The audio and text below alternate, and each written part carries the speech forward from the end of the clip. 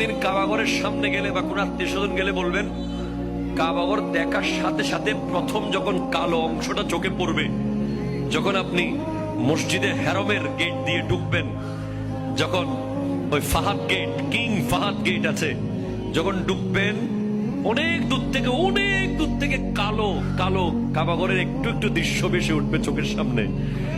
তখন দোয়াটা করবেন, কি দোয়া করবেন কয়টা? যখন কয়টা? একটা দোয়াই কবুল হবে দেখার সাথে সাথে। কাবা ঘর দেখার সাথে সাথে প্রথম যে দোয়াটা করবেন ওটা কবুল করবেন কে? এখন শিখে নেন, অনেক মানুষ জানেন না হিকমত। আপনি একটা দোয়া করবেন, একটাই শেষ, একটা সুযোগ পাবেন আপনি, কিন্তু আপনি এমন এক দোয়া করবেন যেন যতদিন ওখানে থাকেন প্রত্যেক দোয়া কবুল হয়ে যায়। এই হিকমতি দোয়াটা শিখে নেন। আপনি বলবেন, আল্লাহ আমি 10, 12, 15 যতদিন এখানে থাকবো, যতগুলো দোয়া করব সব কবুল করে নিয়েন। দোয়া করছেন কয়টা? পাবেন কয়টা?